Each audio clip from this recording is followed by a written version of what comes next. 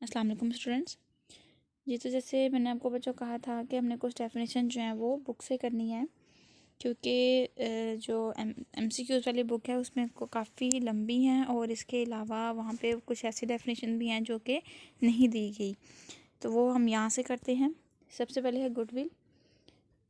The benefit and advantages of the good name और reputation of the business, it is the attractive force which bring in customer. यानी कुछ ऐसी जो benefit जो है वो नाम या हमारी रेपुटेशन होती है बिज़नेस की, जो कि कस्टमर को अट्रैक्ट करती है कि वो हमारी तरफ आएँ क्योंकि अट्रैक्शन तब भी होती है जब कस्टमर किसी के काम से सेटिस्फाइड होता है।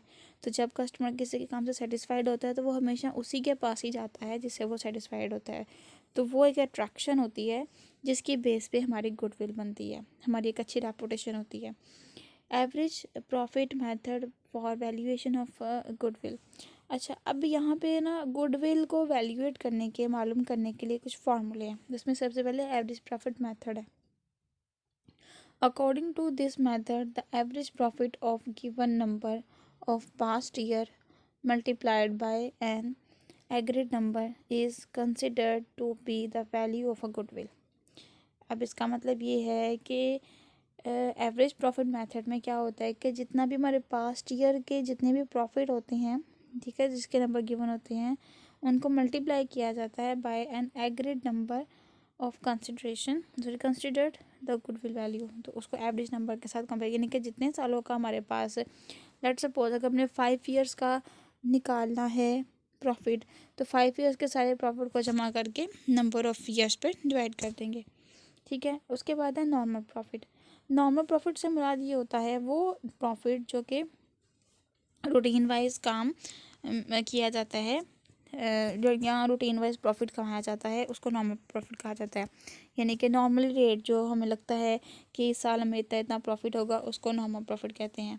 जैसे कि हमने जो सुपर प्रॉफिट की डिटेल पढ़ी थी, उसमें हमने ये देखा था कि नॉर्मली अगर 1 लाख या 2 लाख 3 लाख हमें इनके रूटीन वाइज अगर इतना इतना प्रॉफिट हो रहा है, राउंड ऑफ हो रहा है सालों में, तो वो हमारे पास नॉर्मल प्रॉफिट होगा। इसको कैसे मालूम किया था? The normal profit are calculated by the multiplying of by average capital employed with the rate of general expectation. यानी जितना हमने एक्सपेक्ट किया होता है उसके मुताबिक ही हमें जो प्रॉफिट मिलता है उसको नॉर्मल प्रॉफिट कहा जाता है। उसके बाद है सुपर प्रॉफिट। सुपर प्रॉफिट से मुराद ये होता है, जैसे कि वहाँ भी मैंने पढ़ा था कि एक्सेस हो जाता है एक्चुअल प्रॉफिट से नॉर्मल प्रॉफिट। यानी कि अगर नॉर्मल प्रॉफिट से बहुत ज़्यादा प्रॉफिट हमें आ जाए, तो यानी कि जो असल में प्रॉफिट है वो बहुत ज़्यादा आ जाए, तो वो हमारे पास सुपर प्रॉफिट कहलाएगा। नेक्स्ट हमारे पास है super profit method for the valuation of goodwill. अच्छा जी, सुपर प्रॉफिट मेथड की जो वैल्यूएशन है वो कैसे की जाएगी? Under this method super profit is multiplied by an agreed figure to find the value of goodwill. मतलब कि हमारे पास सुपर प्रॉफिट को मालूम करने का ये फार्मूला होता है उसकी गुडविल का, कि जितनी भी हमारी सुपर प्रॉफिट में जो सुपर प्रॉफिट जितना भी हमारे पास हुआ है उसमें एग्रीड फिगर जिसकी गुडविल की होगी उससे हम मल्टीप्लाई कर देंगे तो हमारे पास क्या आ जाएगा। उसके बाद है capital method of goodwill, valuation of goodwill.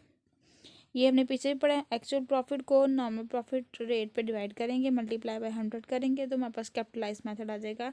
ये हम पीछे भी पढ़ के आ चुके हैं। उसके बाद है memorandum revaluation method of treatment of goodwill. Under this method, incoming partner does not bring the amount of goodwill in cash.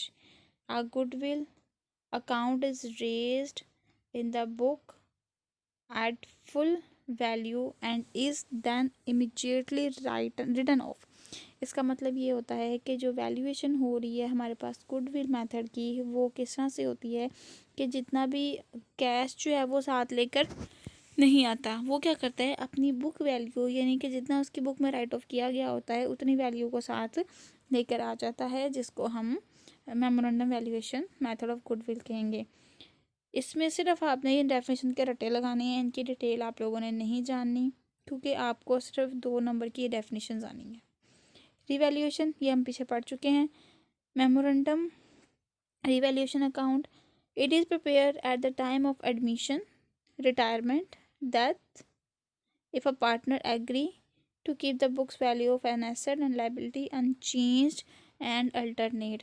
मतलब कि अगर वो तब्दील करना चाहता है या कोई भी जो है वो तब्दीली लाना चाहता है, उसका एडमिशन, रिटायरमेंट या डेथ जो है पार्टनर की, वो बेसिकली इनमें देखी जाती है। तो उस दौरान जो अकाउंट बनाया जाता है उसको मेमोरेंडम वैल्यूएशन अकाउंट कहा जाएगा। Gaining ratio and sacrifice ratio. Gaining ratio और सेक्रीफाइस रेशियो से मुराद क्या होता है? जब कोई न्यू पार्टनर आता है अपना नया शेयर लेके, तो वो अपने पुराना शेयर में से, यानी जो उसका पुराना शेयर होता है उसमें से अगर वो माइनस कर देगा तो वो गेनिंग रेशियो कहलाएगी। और सेक्रीफाइस रेशियो ओल्ड शेयर में से अगर न्यू शेयर को माइनस कर दे जाएगा तो वो सेक्रीफाइस रेशियो कहलाएगी। Gaining ratio is the calculate in the event of the retirement और the death of a partner, where is the sacrifice ratio is calculate on the admission of new partner. यानी sacrifice ratio जब new partner आता है तब calculate होती है, और gaining ratio जब कोई पार्टनर छोड़ के जाता है, रिटायरमेंट हो जाती है उसकी या डेथ हो जाती है, तब हम लोग गेनिंग रेशियो फाइंड आउट करते हैं। Dissolution of the firm.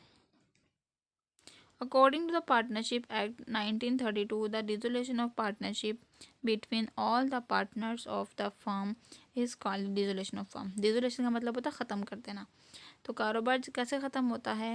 1932 1932 के एक्ट के मुताबिक अगर पार्टनरशिप को ख़त्म कर दिया जाए, सारे पार्टनर एग्री हों कि हम इस फर्म को ख़त्म करना चाहते हैं, तो उसको डिसोल्यूशन ऑफ फर्म कहा जाएगा। Distinction between the dissolution of the firm and the dissolution of the partnership. Firm या पार्टनरशिप का ख़त्म होने में डिफरेंस क्या है?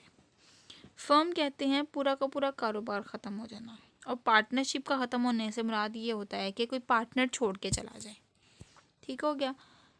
तो इसमें इसको डिफाइन किस तरह से किया गया है? The dissolution of the partnership does not necessary involve dissolution the firm, where is the dissolution the firm involve the dissolution the partnership also. मतलब कि अगर हमारे पास डिसोल्यूशन होती है तो वो हम ये कह सकते हैं कि वो पार्टनरशिप नहीं, फर्म ख़त्म हो रही है। और अगर हमारे पास फर्म ख़त्म हो जाए तो वो इन्वॉल्व होती है कि वो पार्टनरशिप की भी डिसोल्यूशन हो रही है।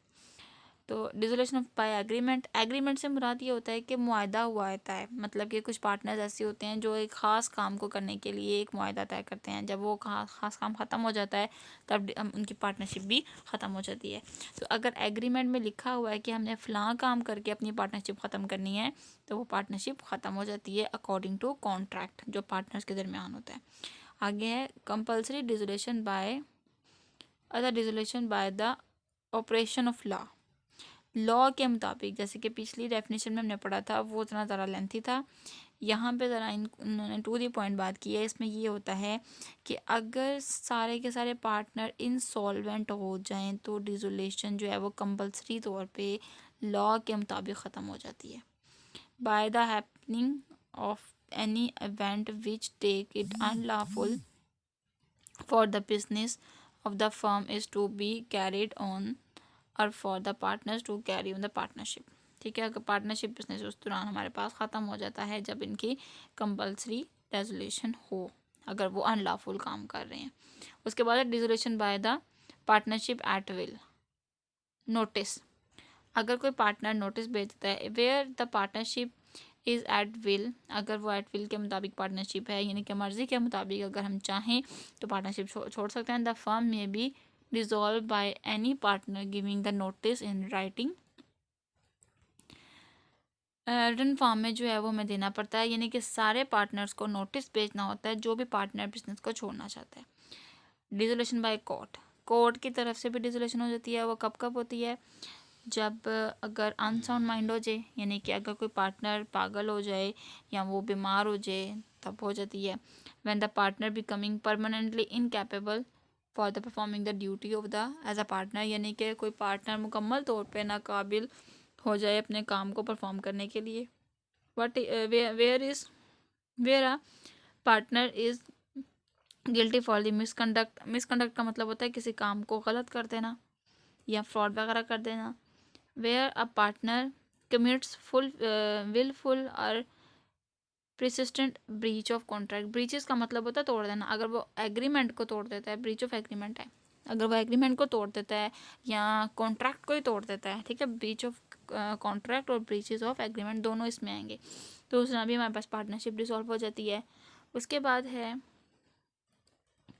where the partner has transferred the whole of his interest in the firm by the third party, यानी कि अगर वो चाहते हैं कि किसी थर्ड पार्टी के हक में जो है वो अपना बिजनेस ट्रांसफ़र करते हैं, या कोई पार्टनर जो है वो अपने आप को यानी बिजनेस को छोड़ के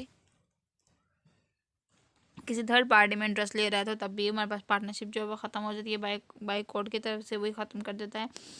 where the business of the firm can not be carried as save, यानी कि ऑन सेव नहीं है, वो लॉसेस में जा रहा है, तब भी जो है वो कोर्ट बंद कर देगा। Where on any other ground the court is satisfied that it is just and equitable that the firm should be dissolve, ठीक है, अगर मतलब सेटिस्फाइड नहीं है वो या इस काबिल नहीं है कि वो बिजनेस को चला सकें, तो वो डिसॉल्व हो जाती है।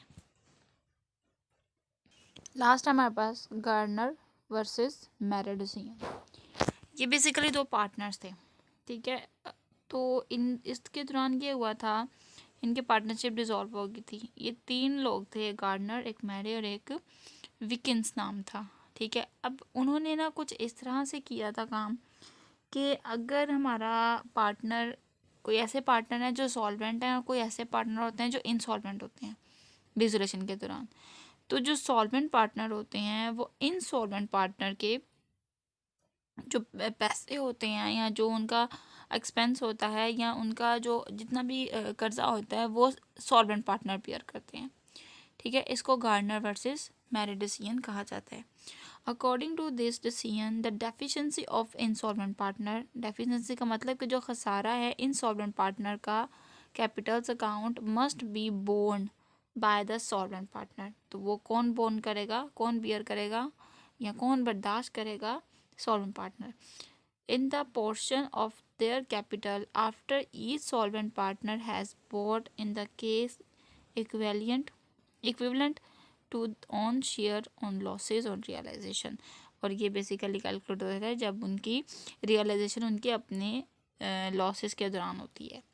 अब ये क्यों किया जाता है, कैसे किया जाता है, इसके डिटेल में हमने नहीं जाना, हमें सिर्फ यही याद रखना है कि गार्डनर वर्सेस मेरेडिसियन ये है कि अगर डिसोल्यूशन के दौरान कोई ऐसा पार्टनर जो इनसॉल्वेंट है उसकी जो डेफिशिएंसी है वो बियर करेगा सॉल्वेंट पार्टनर, बस हमने यही याद रखना है। आज हमारा जो डेफिनेशंस का पोर्शन है वो कंप्लीट हो गया पार्टनरशिप के हवाले से। अगर आपको कहीं कोई मसला होगा तो आप मुझसे ज़रूर पूछ लीजिएगा। अपना बहुत ज़्यादा ख्याल रखिएगा। अल्लाह हाफिज़।